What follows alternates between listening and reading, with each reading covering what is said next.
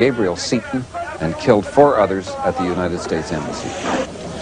For a report on this, the latest in a series of startling developments in the Middle East, we hear from Michael Boyle at the U.S. Embassy in Jeddah. The bomb exploded in a pantry next to the kitchen on the ground level. The blast tore away a whole corner of the building all the way to the roof above the 4th story. Ambassador Seaton was in his 3rd floor office on the same corner and was apparently killed instantly. 3 other officials also died in the attack. Ironically, security at the embassy was tightened only yesterday in response to a wave of violence in the region triggered by America's banking crisis. This is Michael Boyle, CBN News, Jeddah, Saudi Arabia. Just a few moments ago, the White House issued the following statement. We are appalled by the senseless killing of Ambassador Seaton and 3 members of the embassy staff. The United States calls on the government of Saudi Arabia to take immediate action to apprehend and punish the terrorists who committed this crime. The statement went on to offer sympathy to Ambassador Seaton's wife and 2 children and to the relatives and dependents of the other dead Americans. The ambassador's death climaxes several days of turmoil in the Middle East that were ignited by the bank crisis here at home. It's been years since Americans have lived through such an astonishing week. 5 days ago, Chile, Argentina, and Brazil, forming a debtors cartel, defaulted on their loans. That caused the failure and collapse of 3 American banks. Within 24 hours, panic and speculation throughout the country led to the withdrawal of more than $3 billion. That forced the White House to close the banks, to put a halt to all banking transactions. But Americans have found it hard to be separated from their money, and the bank crisis, now in its 5th day, continues to cause eruptions of violence. Barry McKay reports from New York. This was the scene this morning at the National Mercantile Bank. Local depositors, responding to a rumor that the bank will be open again for normal business, stormed the doors in a futile attempt to be reunited with their money. The National Mercantile was one of 3 banks that failed because of the South American loan defaults. The patience of these citizens, as well as their cash, is rapidly becoming exhausted. This is Barry McKay, CBN News, New York. In the highly complex arrangements of international finance, the impact of our bank crisis continues to be felt throughout the world, particularly among the oil-producing countries of the Middle East. Soviet-backed guerrillas toppled the government of Oman after it had lost $700 million of its national treasury, which had been invested in an American bank. And now, the turmoil has spread to Saudi Arabia with the bombing of the embassy and the death of our ambassador. To help us make sense of the new political geography in the Middle East, we have senior correspondent Eric Severide in our Washington studios. Eric, how gravely does Washington take this, and what's your own view? How far do you think it can go? It means something that while America rides out the bank crisis with restraint and some patience, the reaction in the Middle East has expressed itself with guns and bombs. As we saw with the Iran-Iraq war, allegiances in that area are highly volatile. People in official Washington are, of course, unhappy by these events, but not all that surprised. Yes, but what's your own view? How long can that restraint and patience obtain? Well, it's a national policy premise that the Persian Gulf and its oil resources are vital to the Western world, to our allies in Europe and the Pacific. We're not likely to back away from that policy now. But it's a threat of civil war in Saudi Arabia, the biggest, richest, and closest Arab friend of the U.S., that could mean calamity to American interests in that region. Eric Severide, thank you. The chairman of the Federal Reserve and the Secretary of the Treasury met with the President earlier today to review the most recent developments in the bank crisis. Here is Dorian Waldorf with the latest from the White House. This afternoon, the White House issued a statement saying the administration will, and I quote, wait and see before planning to issue scrip to take the place of currency during the bank shutdown. Observers here take that as the first hint that the bank holiday may not last as long as once predicted. This follows closely on the heels of the Treasury Secretary's statement to the press in the last hour that the world cash crisis may soon be easing. This is Dorian Waldorf, CBN News, at the White House. I've just been told that we have Nancy Dickerson at the State Department with a live report. Nancy? Press Secretary John J. Bingham.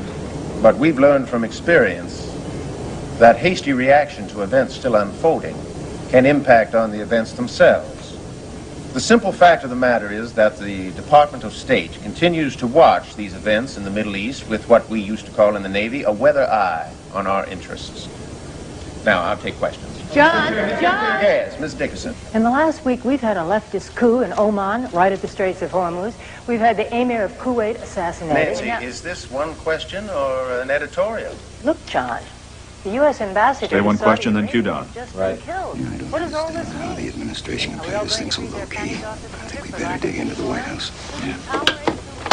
Irene, I want to speak to Dory Waldorf just as soon as possible, please. Thank you. Thank you and good night.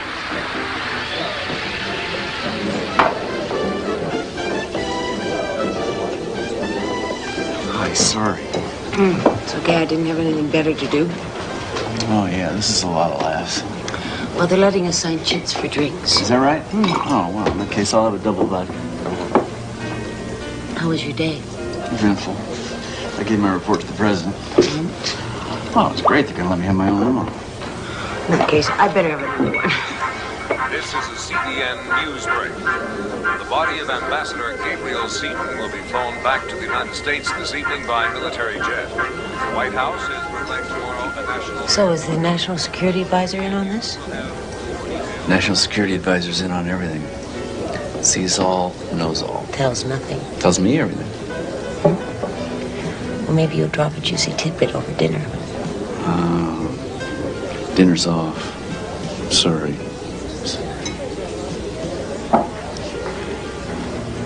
Is it the Middle East, Oman? Now intelligence picked up a couple of problems. We're banging heads, trying to get it sorted out.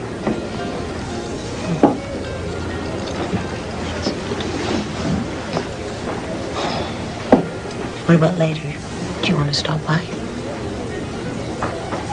Yeah, sure. I'll try.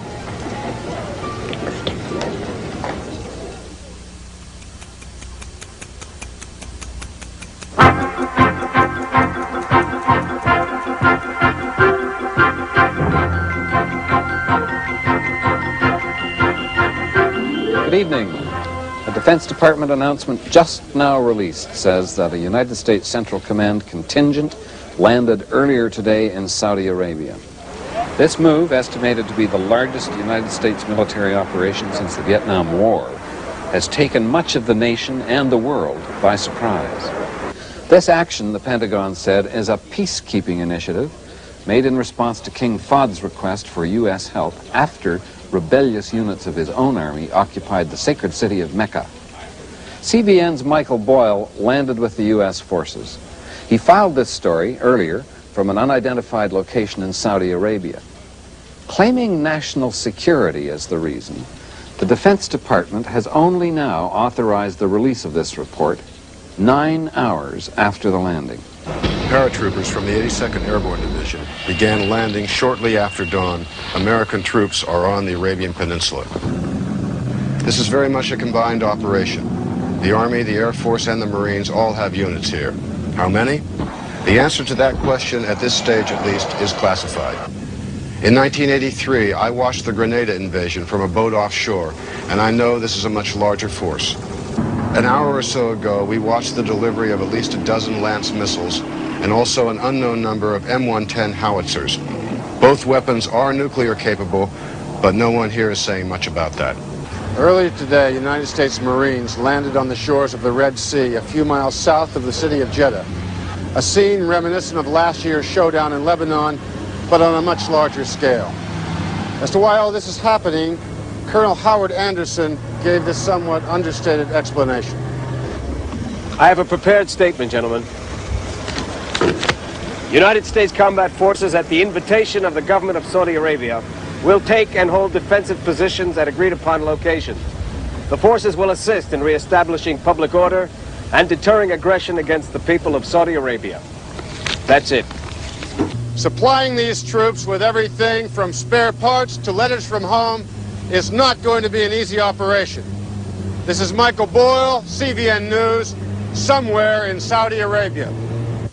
For an evaluation of this extraordinary military intervention, We have standing by Paul Warnke, a former Assistant Secretary of Defense, and also the U.S. Chief Negotiator on the SALT I Treaty. Mr. Warnke, how long is it since the world saw an American military intervention of this magnitude? Well, I would say that it's really comparable to the Vietnam commitment, but it's happening overnight.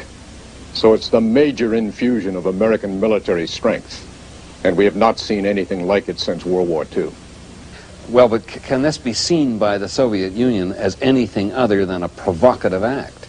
It should not be seen as provocative by the Soviet Union. We've told them repeatedly, during the Carter administration, for example, that in the event of trouble in the Gulf that interfered with the flow of oil, we would commit American military forces. We have a stake in the stability of the area, and that preservation of stability in the area does not threaten the vital interests of the Soviet Union. Paul Warnke, thank you once again. Tonight, a United States command contingent watched over a troubled Saudi Arabia following the White House directive to help establish public order and deter aggression. But more importantly, they're guaranteeing the free flow of oil from the Saudi refineries and ensuring that giant tankers will be able to make their way through the Persian Gulf unmolested.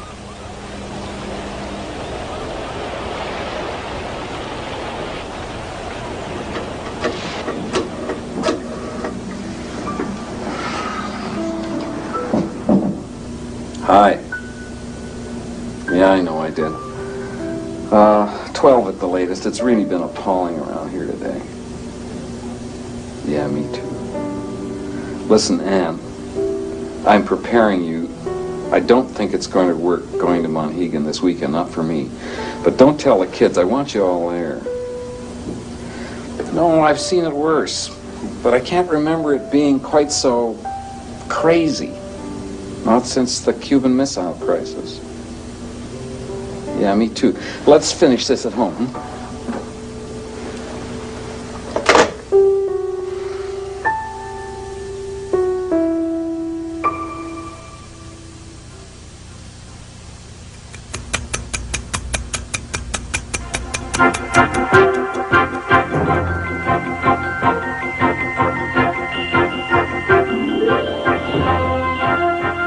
The landing of U.S. troops in Saudi Arabia yesterday has met with a storm of criticism both at home and abroad.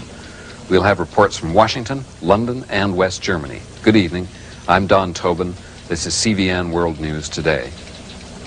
The official Soviet news agency TASS today characterized the American deployment of troops in Saudi Arabia as a grave act of provocation against the Saudi people and a blatantly imperialist action to prop up the corrupt puppet government of King Fahd, unquote.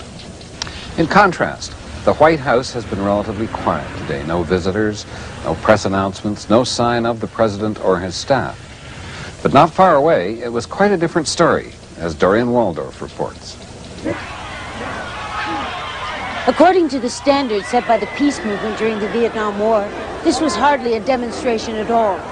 But as one of the organizers here reminded me, that movement began small also, and had a decade to build up steam. They're going to tell us about dominoes and all of that stuff, but this time the American people aren't going to buy it. I lost a son in Lebanon. There hasn't been anybody yet who's been able to tell me what he died for. This is Dorian Waldorf, CVN News, Washington. For a look at reaction outside the country from American allies, we go to Gordon Scott in London. The size of the crowd surprised even the organizers, Britain's campaign for nuclear disarmament. In contrast to many demonstrations over the years in this venerable square, the mood today was grim, grave, sober. If statements made today are anything to go on, the Americans, who have traditionally thought of the English as their strongest ally, will have to look elsewhere for the support they seek for their recent activities in the Middle East. This is Gordon Scott, CVN News, London. Reaction of the Russians is a question that's been on everyone's mind. Standing by in Washington, we have CVN News senior correspondent Eric Severide and Georgia Congressman Newt Gingrich, first Congressman Gingrich. There's been a lot of controversy, Congressman, as to whether the rapid deployment force was an appropriate response to this turmoil in the Middle East. What's your view? Don, this is the biggest crisis to face the Western alliance since either the Bay of Pigs or the blockade of Berlin. We see radical governments taking over in the Middle East. We see a threat to the very lifeline for Japan and Western Europe. We have our friends, people who've been with us, asking for our help. And I think that we in America have to make the decision. If we're going to remain a world power, if we're going to hold together the Western alliance, we have to be capable of staying in places that are in trouble in order to preserve that alliance when it's under pressure. Well, isn't it risky, though? Couldn't it be seen by the Soviet Union as a provocative act? From the Soviet standpoint, they would love to have the oil fields. There is a 200 or 300 year history of the Russians back through the Tsars trying to seize this part of the world. For 2 centuries, the British stopped them. We're now in the unenviable but real position that it's either the Americans there protecting freedom and helping the Western Europeans and the Japanese and keeping the free world alive, or, in fact, the Soviets will take the fields. Congressman Gingrich, thanks very much. We go now to CBN News senior correspondent Eric Severide. Do you think that the Russians are going to be tempted by this reduction of NATO forces in Western Europe? Down in my own opinion, no. Not in Europe, for the simple reason that any move on their part would bring us solidly back into that region. Well, do you think that the Kremlin feels its hand is being forced by these events? Who knows? But the ante has been upped, and now it's their turn. Eric Severide, thank you. Meanwhile, far from the growing debate over this nation's course, American soldiers keep the vigil in a distant desert and no doubt wonder where it all will end. This has been CBN World News Today. I'm Don Tobin. Thank you for joining us.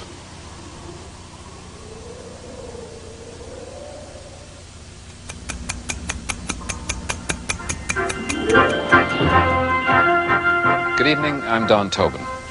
The Persian Gulf is the center of turmoil again today as the Soviet-backed government of Oman has imposed a toll on all oil ships entering the Strait of Hormuz. This toll has effectively created an economic blockade with giant oil tankers waiting at the mouth of the Persian Gulf, uncertain what to do next. Mick Boyle has a report. Those empty tankers out there are waiting to pay $10,000 apiece for the privilege of passing through the Strait of Hormuz into the Persian Gulf. Oman's new governing council announced the toll midnight last night. Omani patrol boats have been out all day intercepting tankers and escorting them here. Western diplomats are already calling the toll a Soviet-engineered retaliation against the United States for sending troops into Saudi Arabia. Reaction in Washington was swift. In harsh language that recalled the darkest days of the American-Soviet relationship, the administration accused the Soviet Union of interfering with the right of free passage of ships entering the Persian Gulf. Nancy Dickerson has a report from the State Department. Mr. Ambassador, a word with you, sir.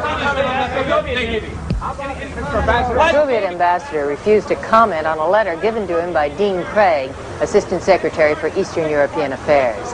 The letter, signed by the Secretary of State, flatly declares that the United States will not tolerate any limitations on the right of ships in its merchant fleet to enter and leave the Persian Gulf. The letter leaves unanswered the gut issue. What is the administration prepared to do to back up its tough language? 2 things are certain. One is that the administration is holding Russia directly responsible for actions taken by the new government in Oman. The other is that Soviet-American relations are bad and getting worse by the moment. If the Soviets were tongue-tied in Washington, they made up for it in Moscow with a series of sharply worded denials and attacks. Barbara Levin has this report. The Soviet Union officially denied today that it's behind the tanker toll in the Persian Gulf. In a series of speeches at the Presidium, the Soviets accused the United States of upsetting the balance in the region by what it called America's incursion into Saudi Arabia. Analysts here see the reference as the offer of a trade. Get your forces out of Saudi Arabia and Oman will lift the toll. This is Barbara Levin, CBN News, Moscow.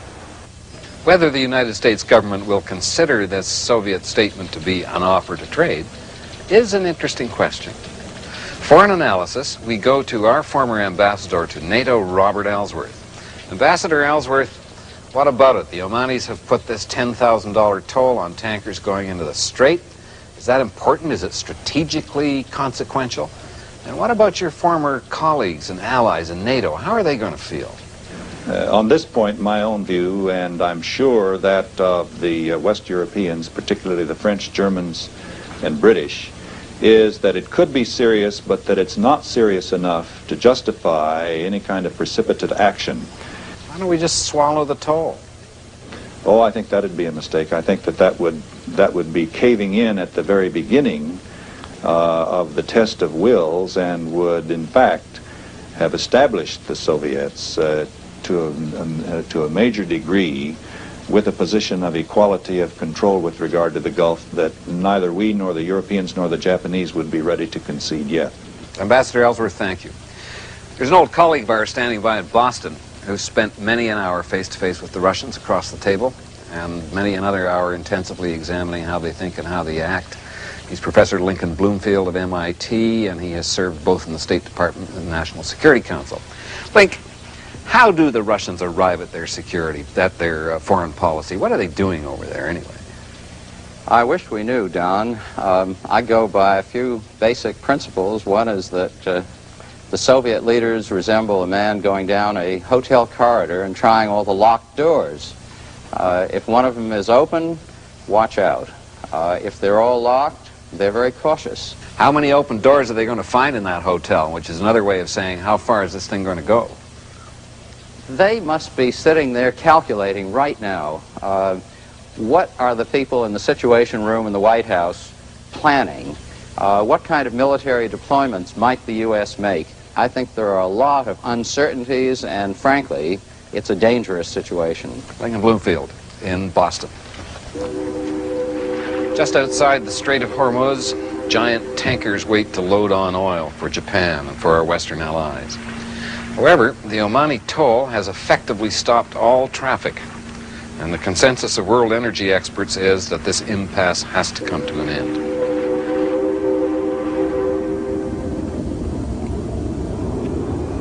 All right, Dorian, off the record. The White House isn't geared to instantaneous crisis. Great. Here are the Russians and us facing off with each other. Nuclear warheads aimed at each other, and the White House isn't Worry about geared... nuclear warheads. That's not the problem.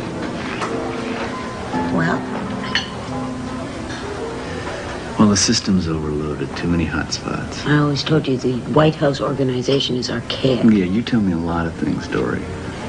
One of your greatest charms is how you so awkwardly try to change the subject. Well, there goes our romantic little dinner. Things you sacrifice for your country,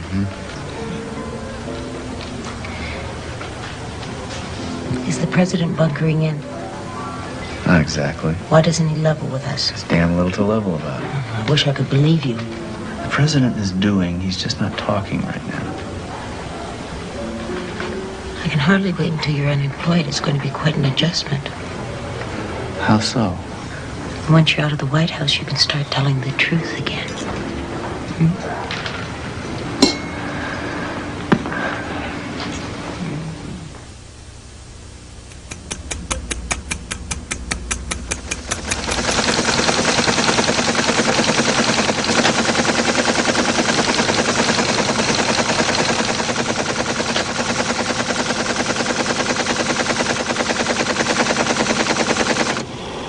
Jesus.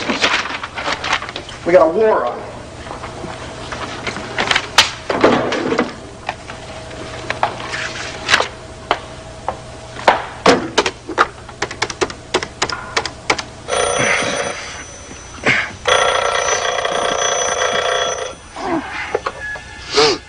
Listening, go ahead.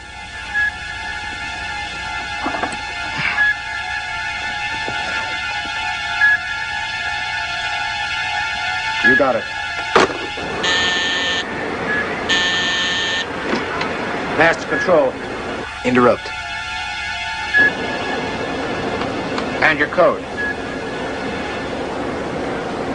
Thank you. This is a CBN News Alert. We interrupt our scheduled program to bring you the following news bulletin. The Associated Press reports that American warplanes fought a pre-dawn battle over Saudi Arabia with unidentified fighter planes. One U.S. AWACS reconnaissance aircraft was shot down and fell into the Persian Gulf. The fate of the crew is not known. F-18 fighters attached to the United States Central Command Force in Saudi Arabia engaged the 5 intruding aircraft after their approach was reported by the reconnaissance plane, which was then shot down. 2 of the attacking planes, believed to be from either Iran or Kuwait, were hit and apparently destroyed.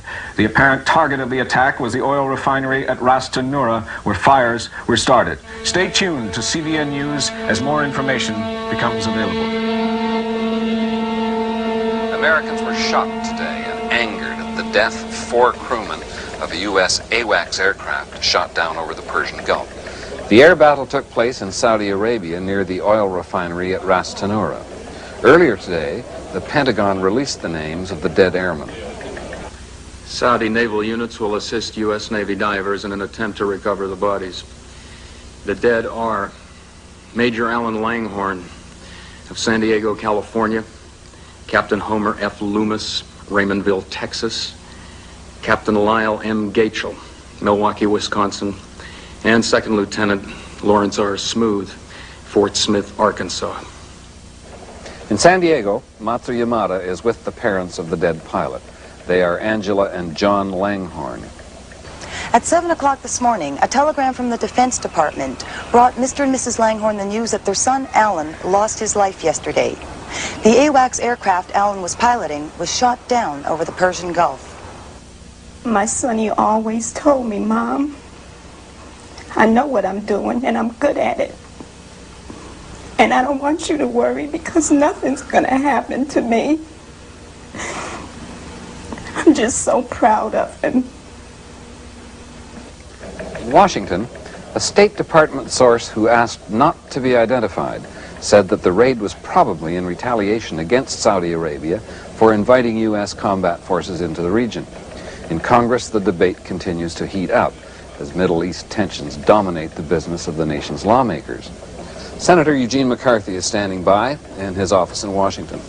Senator, as you know, we've heard that this is the biggest American commitment overseas in military power since Vietnam. And you've seen how divisive it's being in the Congress. If CBN News were to invest you with the leadership of the nation tonight, where would you take us from now on? My caution to the administration would be that they ought to proceed very slowly before either committing the military power they have in the area or in any way escalating the confrontation, especially with the Russians in that area.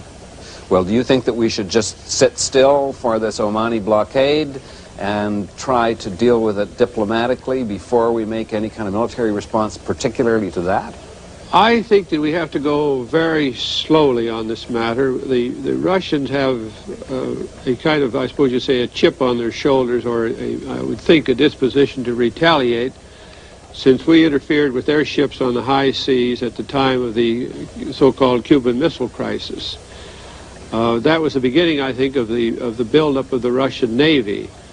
Are you predicting that there may be a naval response to this blockade in the Well, Straits? I think it would have to come from the Navy. It's a question of what kind of naval response we get. If it were limited to surface ships without aircraft, I think it might quite easily be contained. If we go beyond that to the use of aircraft off carriers, then I think serious trouble could develop very quickly.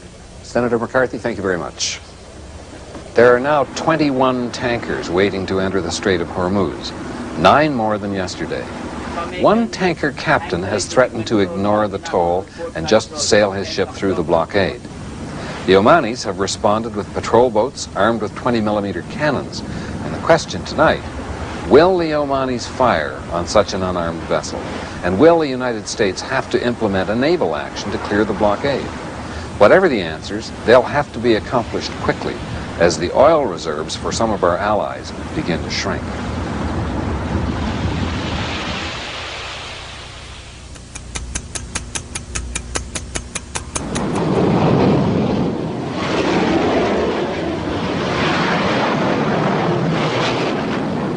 American warships are steaming tonight towards a possible showdown at the entrance to the Persian Gulf. This action was announced in a statement issued only moments ago by Presidential Press Secretary James Otis. The United States naval carrier Nimitz and an attendant battle group of cruisers, frigates, and submarines have been ordered to proceed to the Persian Gulf. the group will make certain that American merchant vessels are not hindered in their use of international sea lanes. The President will address the nation at 10 p.m. Eastern Standard Time this evening. We have some pictures of the battle group and the weapons, the kind of military power that we're presenting. The heart of this task force is the U.S. naval carrier Nimitz and her complement of warplanes. The carrier is surrounded by a protective screen of 8 frigates and cruisers, and as further security, an unknown number of hunter-killer submarines will sweep the seas ahead of the task force. Most of the ships and planes of this formidable task force are equipped with nuclear weapons, cruise missiles, torpedoes, depth charges, mostly low kiloton yield, but still much larger than the bombs dropped on Hiroshima and Nagasaki. Because of the gravity of events in the Middle East, we are not going to report other news from around the country and the world tonight, so that we can concentrate on this rapidly expanding crisis, paying particular attention to the most recent decision by the President. Let's go right away for an analysis to Washington and CVN News senior correspondent Eric Severide. Don, what we are witnessing, quite simply, is a serious escalation of military actions and reactions on both sides. Well, now, what do you think will the Russians do? How will they read our latest move? Well, our stated intention is to create a strong presence in the area in the hopes that the sea lanes will be opened without the use of force. That has not always worked for the U.S., and the Soviets know it. Whether they respond militarily and to what degree is uncertain, but they've got to feel threatened. With this awesome array of technology lined up on both sides in the Gulf, where does that leave us, Eric? In something of a no man's land. We hope both sides are talking to each other. We assume they're being very, very careful. We hope neither side misreads a signal, misunderstands an intention, or perceives this rattling of sabers as an act of aggression. But here we are, going eyeball to eyeball on the Strait of Hormuz. It's going to take some very fancy footwork for both sides to get up and walk away from this. Eric, thank you very much. A little over 2 hours from now, at 10 p.m. Eastern Standard Time, the President will address the nation from the White House. CVN News will be there to provide live coverage.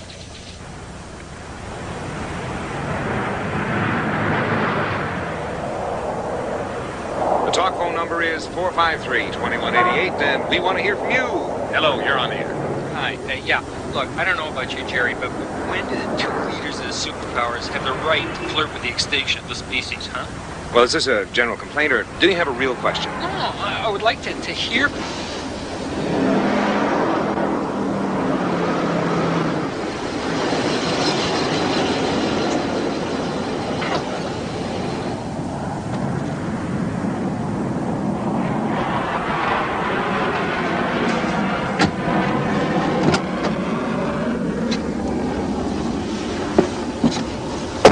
So, do I drive or what? No, I gotta get back. Tell me why the hell we're sitting in a dark car in the Jefferson Memorial at 8:18 p.m.? Feels like we're in a bad detective movie or something. Yeah, it's real simple. I'm breaking the rules. We're not supposed to talk to the press. One leak to CVN, and they point the finger right at me. It's just because we're seeing each other. Don't they realize how many White House leaks there are? Yeah. But they know I'm on the outs on this one. Who's after you? Grumman. Intelligence blew it on Oman. He's been ripping ever since. So, is this how we're going to see each other from now on? Sorry. Shit. What's the matter?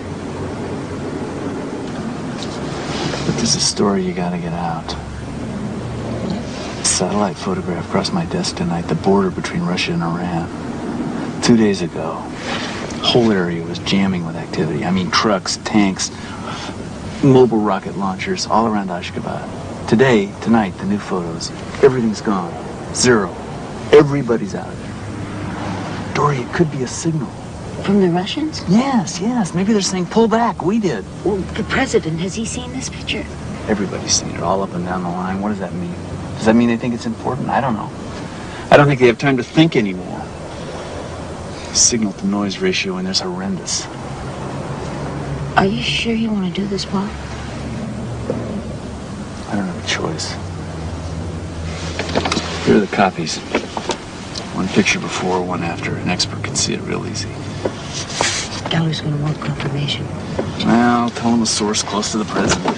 2 sources. Hey, don't get caught up in your rules and all hell's gonna break loose. That's hot stuff, Dory, and it should be on the air in half an hour. Stop!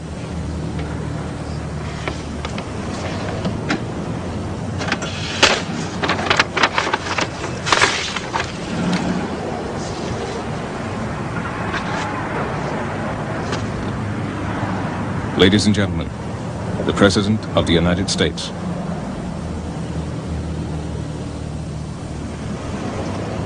My fellow Americans, our country is faced today with a serious challenge.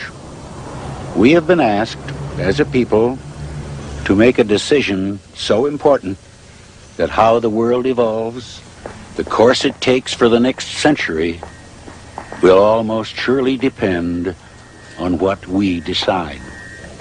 As your president, and with the valued counsel of the leaders of the Congress, the National Security Council, and the members of my cabinet, I have made that decision. My decision is to make it absolutely clear to those who would impose unreasonable and crippling restrictions on vital commerce that such restrictions are unacceptable. To make a decision which would send a signal that is one whit less clear, less determined, would be to abdicate America's responsibilities to the free world. To give substance to this decision, I have ordered the Navy to take whatever steps are necessary to ensure that the Persian Gulf is open to shipping. Furthermore, I have instructed the Selective Service Board to induct into the armed services all registrants who have reached their 20th birthday. Shit, that's my son. We seek no test of arms. Our commitment to peace is matched only by our resolve that no nation, great or small, may hold other nations hostage to its greed for wealth or power. God bless you, and good night. Okay, Don, tell us all about it. Well, the key is that the Navy can take whatever steps necessary. Do you think that means that they've given the task force commander the right to make strategic decisions, start a war? Let's find out what it does mean, Frank. Well, what I wish we could do is get through to someone close to the president and persuade them that we have got to get a man on board one of those ships in the task force. Yeah. Talk to Jim Otis at the White House. Yeah. You might remind him that the Brits had news people with their feet in the Falklands. And say if there's going to be any Grenada-style censorship, he won't find the media quite so complacent this time. Right on. Okay, let's take this. We've got a Waldorf piece coming in from Washington. Irene, and try and get a hold of Jim Otis, the White House press office. And if not, I'll talk to Mr. Dunstead or Mr. Grauman. I'll be at Studio 6 Control. Okay.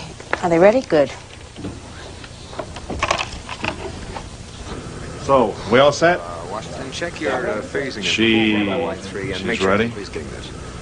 Yeah, we're rolling. It's rolling. Okay. All right, cue Dory. Washington, you've got it. In these critical days, the intelligence agencies are working around the clock in a desperate effort to give the country's political and military leaders the information they need to make crucial decisions. Literally thousands of bits and pieces of information are gathered daily. Every one of them has to be studied as a possible clue to Soviet intentions. For instance, there's the unconfirmed report that Chinese in large numbers are crossing the border into Russia. What does it mean? Are they volunteers on their way to join forces with the Russians? Are they simply peasants fleeing crop failures in northern Xinjiang province? Documentary? No one knows for sure. But it is one more cause for alarm, one more demand on available energy. Or there is this satellite photograph that was taken yesterday. This is the border between the Soviet Union and Iran. In this picture, taken 2 days ago, the objects indicated are military vehicles and weapons on the Russian side of the border. In this photo, taken last night and just released to CVN News, there is no visual evidence of any military activity whatsoever. The border is clear. Why? Is Moscow signaling to Washington, we've pulled back, now you do the same? Stand by, videotape. We're coming to the end of the report. Irene, I want to speak to Dory just as soon as she's through. On the answer to that question, and others like it, may depend decisions that could lead to war or peace. This is Dorian Waldorf, CVN News, Washington. This stuff is fantastic. I mean, this is great stuff. You get it? If it's legitimate. I hope they listen. Dory, who else has seen those photos? No. I mean, the network, cable. Okay, FB, put those photos up again, will you? Now, this is really classified stuff. How'd you get your hands on it? Split them. Usually reliable White House, or... Dory, we're going to need another source. Now, confirmation. Somebody closer to the president. Yeah, I know exactly how you feel, Dory. Just a minute. Dorian, this is Don. Yes, of course I understand. But you understand that we've got policy on a story like this. Now, you get that confirmation, okay? Dory, honey, I'm sorry. Look. Bye. That is one unhappy woman. Marvin, when we've got a story that could change the course of a war, then... That could stop a war. All right, either way. We better make damn sure that we've got another source that doesn't just happen to be the reporter's boyfriend. Don, you picked a hell of a time to stand on policy.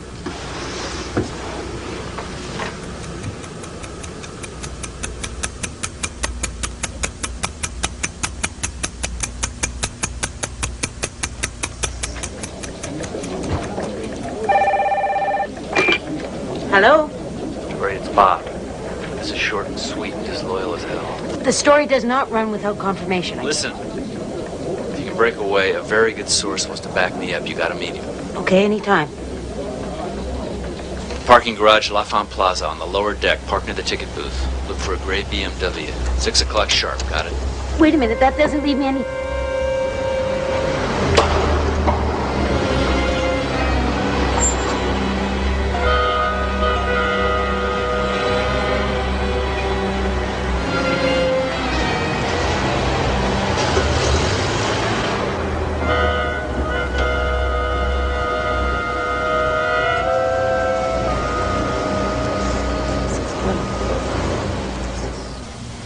What's Waldorf doing about those satellite photographs?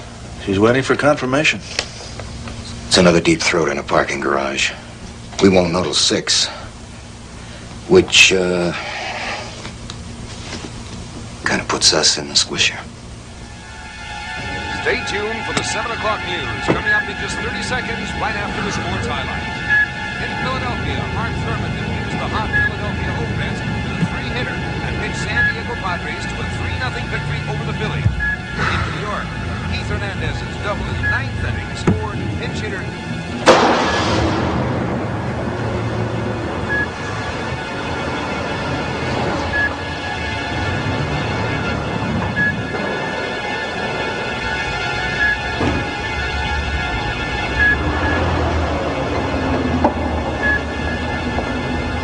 $1, please?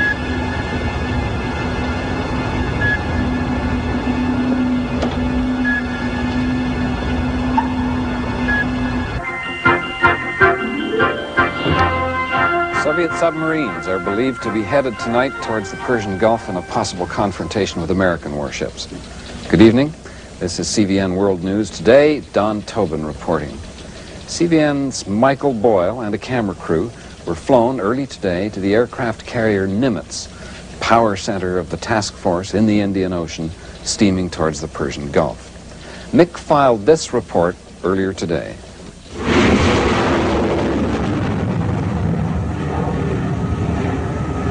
There goes an F-18 Hornet off the deck of the Nimitz. Many of this great ship's planes are already in the air searching for a flotilla of Russian submarines.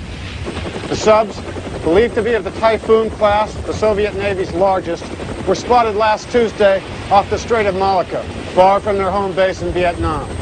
Their assumed destination, the troubled waters of the Strait of Hormuz. Planes have been shuttling on and off the deck of the Nimitz since well before our arrival this morning in hopes of locating the submarines.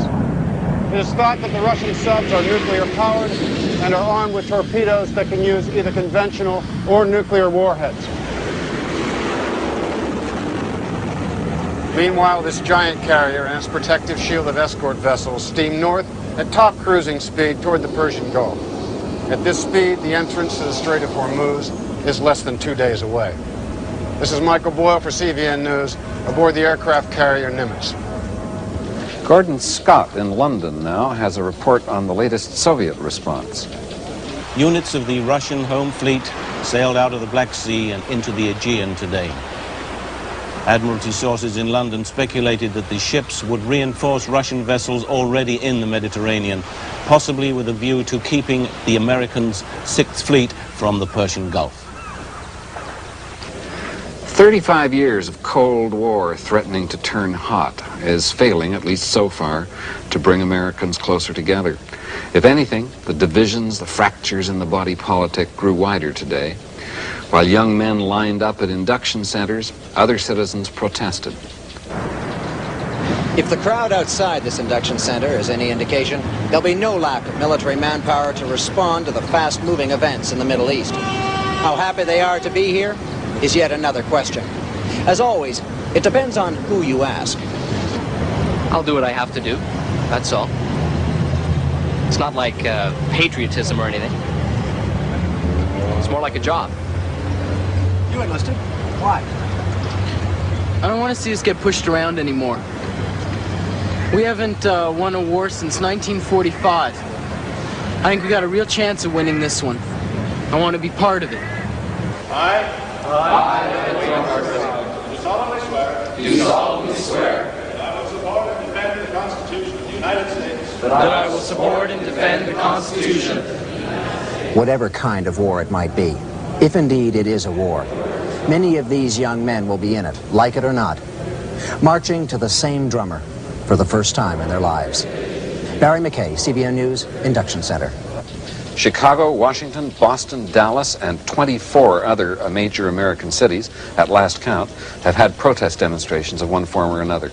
The largest was here in New York. Thousands of citizens gathered in front of the UN and then marched up Fifth Avenue past St. Patrick's Cathedral.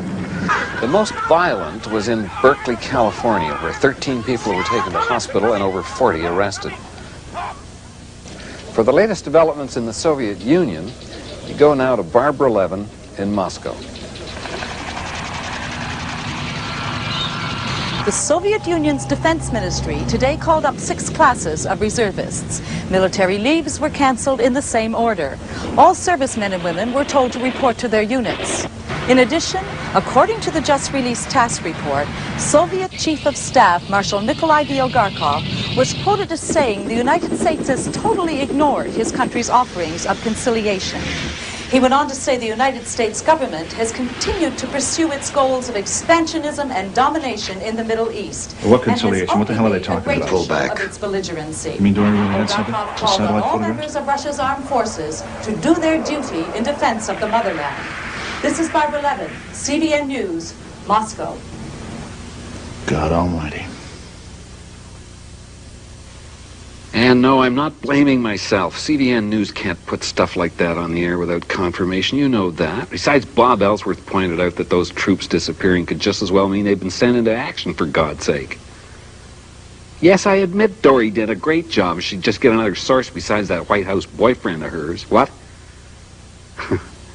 Yeah, I'm sorry.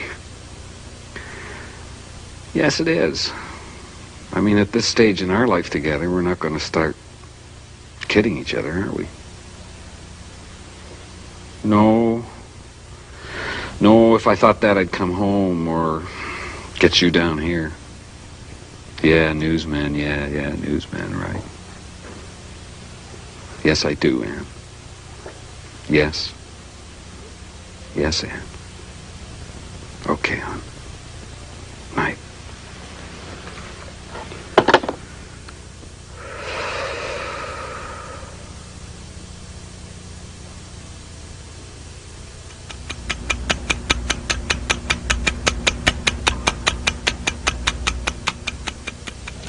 I'm Don Tobin in New York for CBN News. In order to bring you the latest information as it emerges from the crisis in the Middle East, CBN News will now remain on the air until further notice. Broadcasting 24 hours a day is a big job, and if we seem to trip over our feet from time to time, we're going to ask you in advance to bear with us. For an analysis of the situation as of this moment, we're going now to Washington and Eric Severide, senior correspondent for CBN News. Eric, do we know any more than we did about how serious this is getting? Well, it's serious, all right, very serious. It's perhaps not as panic-provoking as the Cuban Missile Crisis. The stakes are just as high for both sides, and this is a far more complicated crisis than the one of '62. It has all the earmarks of a showdown, though. Well, Don, it's difficult to second-guess what orders those naval commanders are operating under on either side.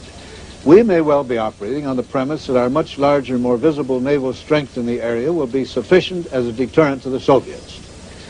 On the other hand, they have enormous numbers of land-based missiles within easy range of some very large targets.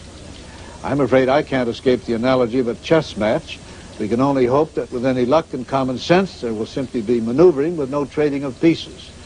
Otherwise, in a direct confrontation, it would be difficult for either side to accept a stalemate. So what has to be avoided at all costs is direct military confrontation. Eric Severide, thank you.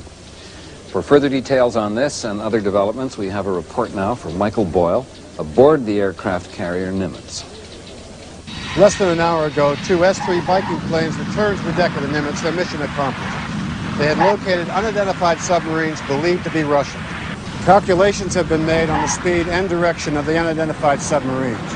Assuming they're correct, they will enter the Gulf of Oman a few hours in advance of the arrival of this task force. If the unidentified submarines are Russian, just what do they have in mind? For CBN News, this is Michael Boyle on the aircraft carrier Nimitz. The Center for Defense Information in Washington is an organization that monitors our defense policy and spending from a completely independent point of view. Its director is Rear Admiral Gene LaRocque, United States Navy retired. Admiral LaRocque has himself commanded a nuclear missile-carrying cruiser. Admiral LaRocque, we now know that there are two battle groups plowing through the Indian Ocean towards a convergence point somewhere in the Gulf of Oman. A Soviet group of attack submarines and our own Nimitz with her escort screen. What do you think is in the minds of the commanders of those two battle groups as they converge on each other? Well, I think very simply, in the minds of the U.S. commander and the Soviet commander, they are thinking in terms of nuclear war. The Soviets and the U.S. both have been making plans, practicing, training, and arming for nuclear war. Our main battery in both the United States Navy and the Soviet Navy at sea are nuclear weapons. And if you have Soviet submarines, as apparently is happening, converging with our aircraft carriers, it's just a question of which side uses nuclear weapons first. I know that from my own experience that I would not hesitate 1 minute to use nuclear weapons when confronted with Soviet submarines, because I'm totally aware that the Soviets have nuclear weapons that they can fire at our carrier battle group. So it's just a question of which side uses them first. Any war with the Soviet Union will be a nuclear war. Admiral LaRocque, thank you very much. We have Nancy Dickerson sitting in on a news briefing at the State Department, and we're going to... This has just come in on the UP wire from Washington. The government today has ordered the shutdown of the nation's nuclear-fueled power plants. The spokesman for the nuclear regulatory body said that the closings are being ordered as a precautionary measure. We'll bring you more on that. Now we go to Nancy Dickerson at the State Department. Are we having that briefing from the State Department spokesman John J. Bingham has told us that he has two announcements.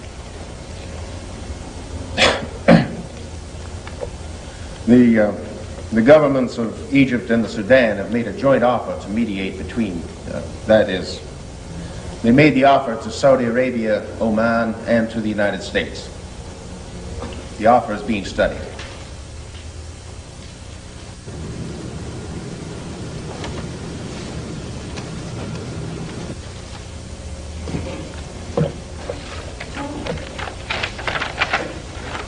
Something's wrong here. Ray, pull back. Pull back. Ready to go to Don Tobin. No, wait a minute. I think... Go back in. Oh, all right. Zoom in. Due to unusual demands being placed on departmental officials, daily briefings for the news media are suspended until further notice. Get on the phone. Pull back. See what you can find out. Yes, Nancy, we have you. Well, Don, as you can see, John J. Bingham has left without taking any questions. It's highly unusual. Of course, the one question left on everybody's mind is, what is this crisis all about? Oman's toll charge, Persian Gulf oil, Soviet troops in the Iranian border? I think the only conclusion we can draw is that the people who are making the tough decisions here in Washington are really under tremendous pressure. I've never seen it like this. It's almost as if official Washington has gone into the bunker. Now all we can do is wait and see what happens next and who, if anyone, is going to tell us when it does. This is Nancy Dickerson at the State Department. To help us understand what must be going on in the heart of the White House, former NATO Ambassador Robert Ellsworth is standing by again tonight from his own office. Ambassador Ellsworth, it's clear that the lights are burning pretty late in the Situation Room right now, and that the pressure on all those people in there must be terrific. Do they have the capacity to be coherent and well-informed and well-directed as they try to make those decisions? Of course, I hope they are, and I believe they are, but the White House staff responsible for these matters in recent years has been rather weak. Do you mean, sir, at the level of the National Security Advisor? I do, and of his staff. That's distressing, Mr. Ambassador. Thank you very much. Standing by in his office in Boston is a man who has guided this news organization through the intricacies of more than a dozen world crises over the last few years. He's Lincoln Bloomfield of MIT. Link, do you think Robert Ellsworth is right? Don, I think Ambassador Ellsworth is right to be worried. I'm worried. Right now, the president is in control of our system. Billions of dollars are spent, so the president can control and communicate with all of our nuclear forces. But as things develop in a crisis, release authority goes further down the line, and I think Bob Ellsworth has a very... Link, excuse me, I've got to interrupt you. I've just been advised from the control room that there's a story coming in that takes us over to Washington. Don't go away, I'll get back to you. Just moments ago, Don, our cameras caught this remarkable and rather frightening scene just outside the White House. There was no word at first what was wrong, but it soon became apparent to us that something inside the White House was very wrong, judging by the amount of activity here.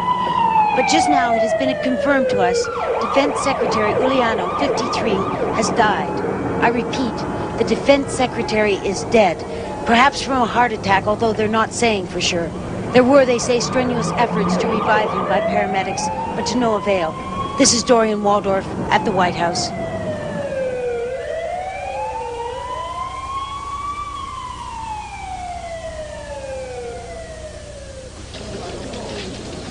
You know, Defense Secretary Uliano had the respect of the executive branch of the Pentagon and a little bit reluctantly perhaps from us in the news media. He was a straightforward, tough guy. He did his homework.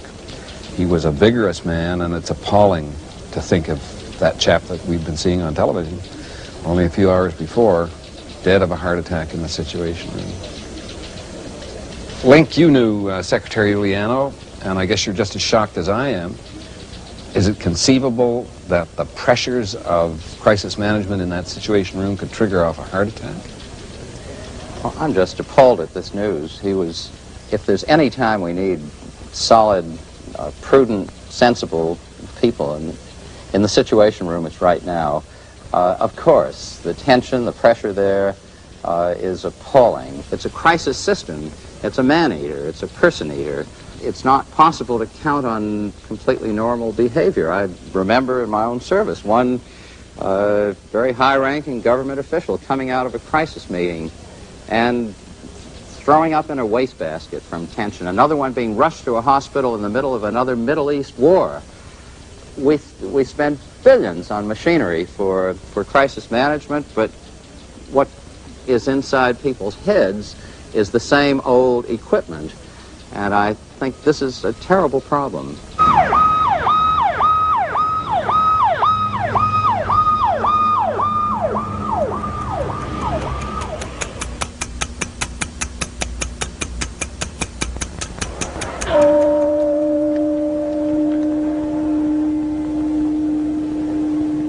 They've been coming since dawn. Nobody told them to.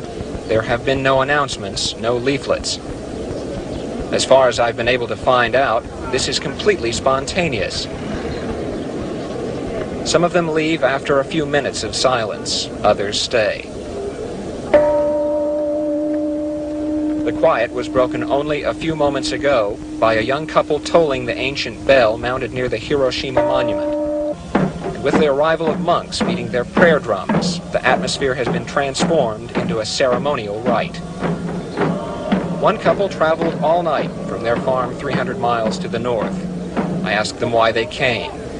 The only explanation they could give me was that something told them this was where they should be today. This is Marty Schindler, CBN News, Hiroshima, Japan. It seems incredible that it was only 12 days ago that the default of Chile and Argentina and Brazil caused this crisis. Demonstrations in Japan and many other countries throughout the world are a clear response to a drama being played out between the United States and the Soviet Union. At center stage in this grave conflict is the U.S. battle fleet, and we have a report from Michael Boyle. Is that? Yes. We're going live now to Michael Boyle on the aircraft carrier Nimitz in the Gulf of Oman.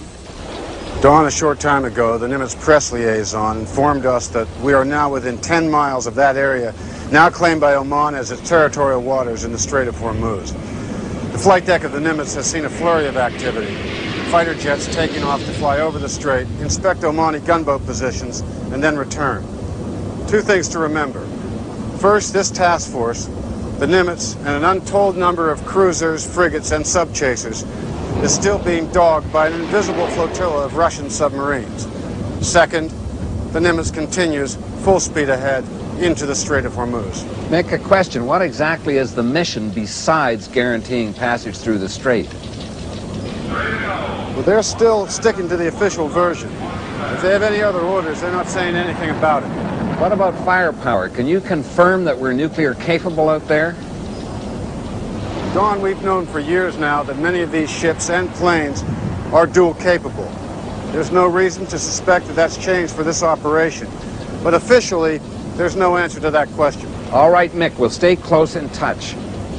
Right now, Dorian Waldorf is standing by at the White House with a report. Dorian? It was an angry crowd that gathered here today. Presidential security personnel quickly called in Washington police, requesting that the park and the streets immediately surrounding the White House be cleared. The mood of the demonstrators was one of frustration, which rapidly exploded into violence as the police went into action. Tempers flared on both sides, and for a short time, the situation threatened to become extremely dangerous. However, within an hour, the worst was over. The police had secured the area, but at the cost of many bruised bodies and more than a few arrests. CBN News has just received information that a ship, apparently a supertanker, has exploded and is now on fire in the Strait of Hormuz. There's no confirmation that the explosion was caused by an aggressive act. As soon as we're able, we'll bring you more information from Mick Boyle on the Nimitz. Repeating, a giant supertanker has exploded in the Strait of Hormuz and appears to be heavily damaged. Yep. Okay, we have that report now from Michael Boyle. Daylight has revealed the terrible damage done to a Dutch oil tanker, the Erstig. In an apparent attempt to run the blockade under cover of darkness, the Erstig was fired on by an Omani gunboat. The explosion, which ripped open the hull of the Dutch tanker, has caused a tremendous fire, sending black smoke hundreds of feet into the air. There are still no official estimates of casualties, but it is hard to imagine that anyone survived. Not once during our helicopter flight did we see any Omani gunboats. However, just a few miles from the burning Erstig, we observed a Russian nuclear submarine of the Typhoon class. The Erstig has been fatally damaged and is sinking into the sea, the first casualty of the growing conflict in the Gulf of Oman.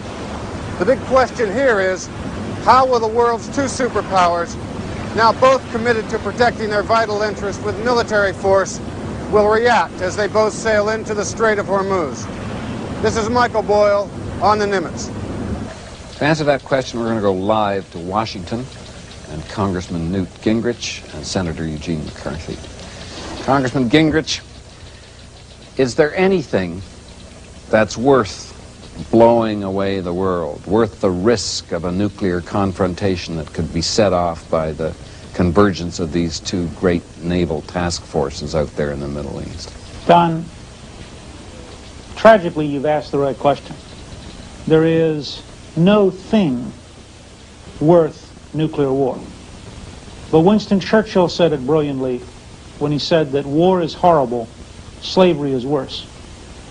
If we stand by and allow the Soviet Union in international waters to block the United States from acting on behalf of our friends and allies, with our friends and allies, if we stand by and allow a Soviet-backed puppet state in Oman to block the Straits of Hormuz and strangle both Japan, the second largest economy in the world, and Western Europe, then freedom will die. Congressman Gingrich, thanks very much. Now we've got Barry McKay in the CVN helicopter flying over New York City. Barry? Don, for the last few minutes we've been flying over expressways leading out of the city. The traffic, quite simply, it's barely moving, seems to be growing worse by the hour. And we can only imagine what people are thinking. Perhaps New York City makes a very large target for some Russian missile, and that because it is so big, it's a very hard place to run away from. The CVN News has just received these satellite pictures from San Francisco, where the traffic jams are bringing the city to a stop. Untold thousands are trying to escape to areas outside the city, driven, we assume, by a growing fear of the tensions in the world. Now we're going over to Senator Eugene McCarthy. Senator, millions of Americans tonight are frightened, and people are evacuating cities. You look very calm. Are you frightened?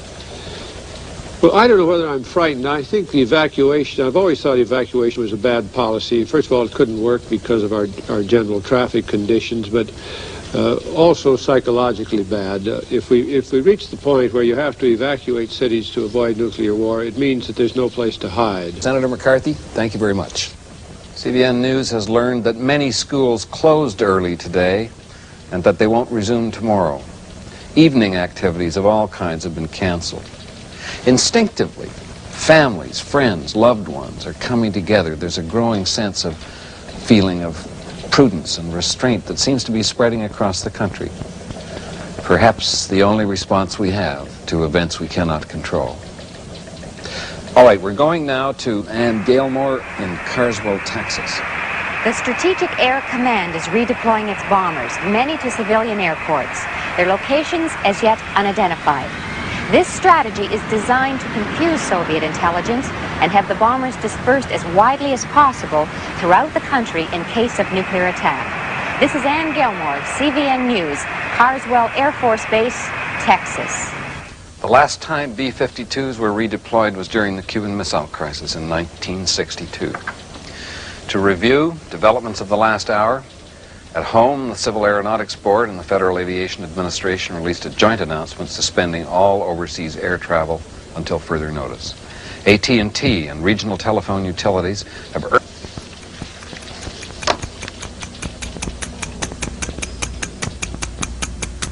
Washington thing here at this point. Okay. Excuse me.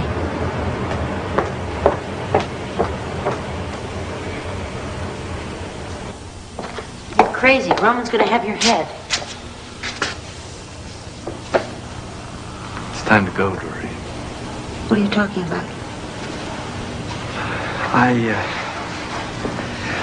just left the White House. There's a full-scale evacuation going on. You're not serious. I was there a Listen half to hour. me. An unarmed Dutch tanker was just blown out of the water. The president's pulled out all the stops. It's the military's ballgame now. They've got helicopters all over the White House along 1 hour, maybe 2. They're going to take him out of there.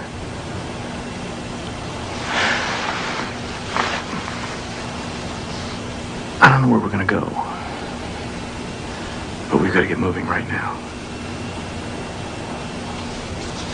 I can't. Dory, one more broadcast isn't going to make any difference. It's too late for that now. Maybe. But I can't leave. I do love you.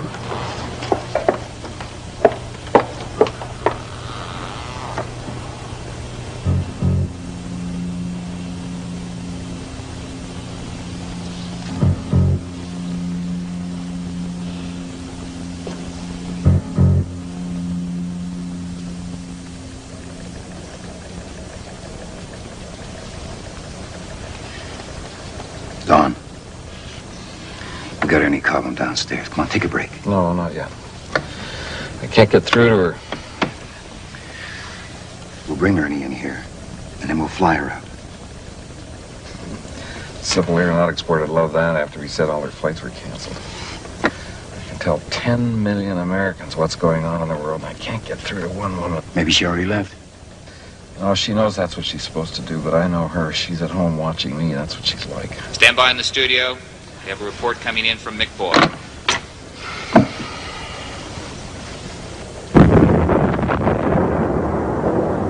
Elements of the U.S. Navy's task force at the Strait of Hormuz have been involved in an exchange of gunfire with hostile warships. We received via satellite only moments ago this extraordinary coverage that you're about to see. The voice you hear is that of CVN reporter Michael Boyle aboard the Nimitz.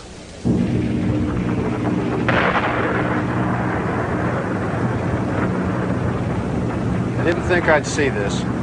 Omani gunboats engaged our ships in battle. What happened was this. Incredibly, an Omani gunboat met our lead frigate, the Talmadge, still several miles outside their territorial waters, and fired a shot across her bow.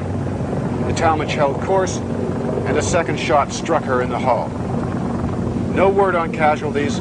The enemy fire was returned. A moment later, there was another explosion. It was the Omani gunboat. It must have taken a direct hit because it just disappeared.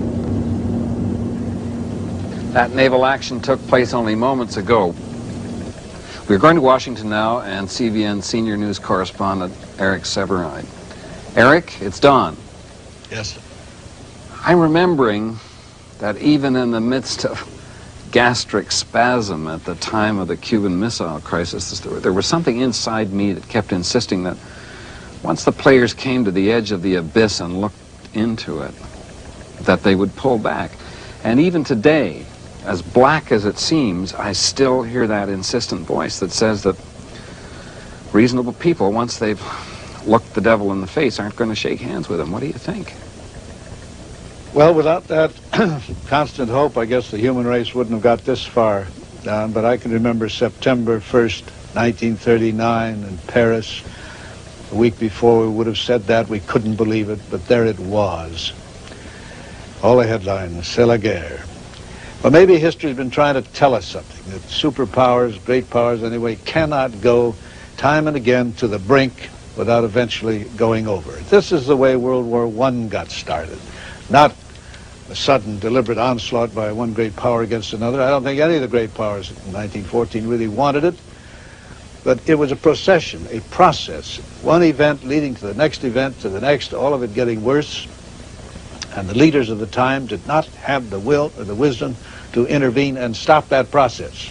It could have been stopped. Many wars could have been stopped that way. And if the present leaders can't intervene in this situation and back up and stop it, then God will have to forgive them because there won't be anybody else around to do it. But what more do they need to know? They've seen the mailed fist being shaken on either side. Surely they don't need any more demonstrations of macho superiority. I wouldn't think so. This is one government stalking another government, talking to another government. These are not the peoples of either country. The big gunboat is gone, and I have to presume sunk. But what's just a little bit eerie about all this is that out there somewhere, Russian subs are all around. Mick, we're staying with you. I wonder if you could hear that. That was a depth charge. That was number 4. We started hearing them. The first one was about 2 minutes ago. Approximately 5 minutes ago, word came down that an unidentified submarine had slipped through our outer perimeter of picket ships and was being tracked on an interception course with this carrier. Now that's definitely closer. They've got something targeted. The sense of expectation here is very something you can almost taste.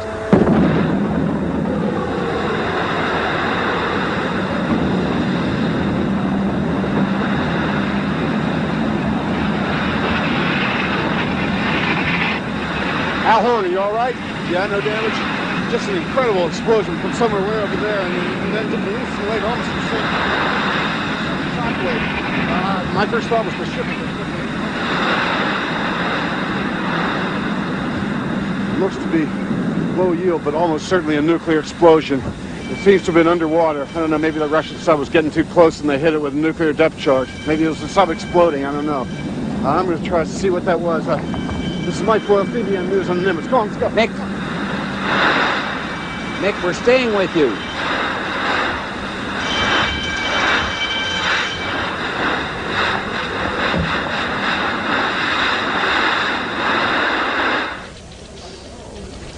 While we're waiting for Michael Boyle to return, I've been told that outside the United Nations in New York, several thousand demonstrators have surged through barricades. Now wait, we're still with the Nimitz.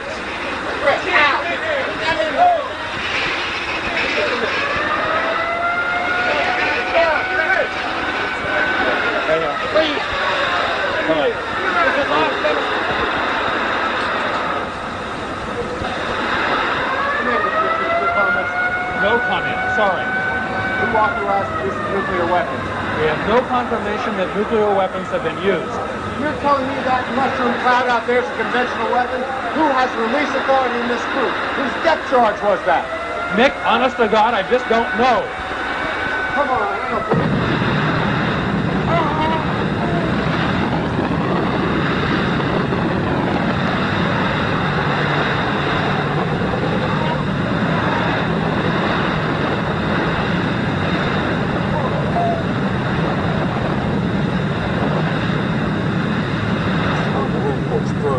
Both ships are shaking like a leaf. I don't know if there's been any damage. We're going to try to take a look. Sit down now.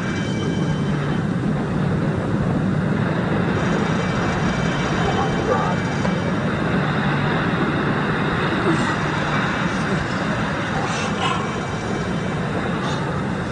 2 seconds ago, this flash of light. Now a huge cloud rising over the sea.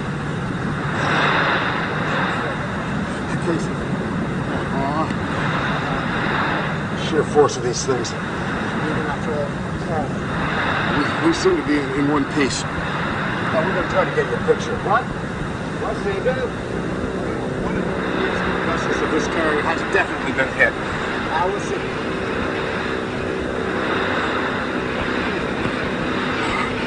Oh, Jesus.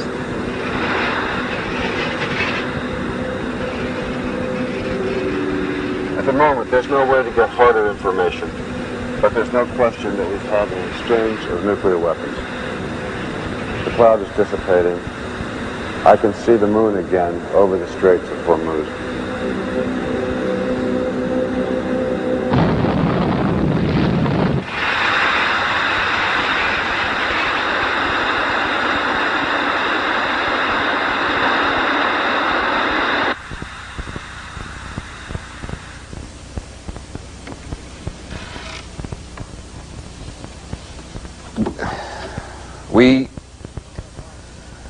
We seem to have lost contact with Michael Boyle aboard the aircraft carrier Nimitz. To repeat, it appears that in the Strait of Hormuz, U.S. and Soviet forces have exchanged nuclear weapons, with most likely the loss of an American warship and the destruction of a Soviet submarine. Okay, where's Waldorf? He's on our way out to Edwards Air Force Base. The president is leaving the White House. She thinks he's going to his command aircraft. Jesus. We're going live now to Dorian Waldorf, standing by at Andrews Air Force Base. We are looking at the President's airborne command post. The idea is that if the nation's leaders are in an airplane 5 miles above the damage that would be caused by a nuclear attack on the United States, they will be able to continue to give vital orders to commanders on the ground. Dorian, I have to interrupt. We have word now that there's a message of some kind coming through from the White House. The President, the Joint Chiefs of Staff, and the President's closest advisors have left the White House. This is a precautionary measure. Its purpose is to make sure that the nation's leaders are able to continue to search for peaceful solutions to the grave problems that confront us.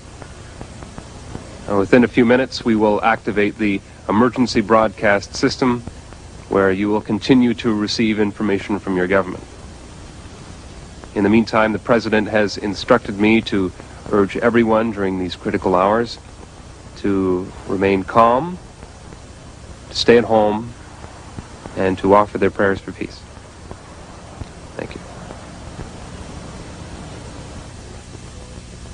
20 years ago, I used to spend a lot of time talking about hypothetical nuclear war scenarios with a man who was one of the pioneers in that form of prophecy. He's dead now. Really believed in his craft. He said to me once, "Don, I'm convinced that sooner or later there will be a nuclear exchange. But I'm also convinced that when the leaders confront the terror of that exchange, they'll realize they can't get away any longer with playing war games, and they'll turn around." If there's anything to the power of prayer, in a short while, our voices will be replaced by official government voices of the emergency broadcasting system. Until that time, this is a news organization, and we shall continue to serve you with the best reporting our facilities and staff can muster. Here is a bulletin that's just come in. The President's Emergency Airborne Command Post is now taking off from Andrews Air Force Base. Flying high over the United States, it will join another airplane carrying members of the Strategic Air Command. They will attempt to maintain communications with United States forces throughout the world. The code name of this second airplane is Looking Glass. We interrupt this program. This is a national emergency. Important instructions will follow. This is an emergency action notification message. This station has interrupted its regular programming at the request of the White House to participate in the emergency broadcast system. During this emergency, most stations will remain on the air broadcasting news and official information to the public in assigned areas. This is the CVN News Network. We will remain on the air. You are listening to the emergency broadcasting system.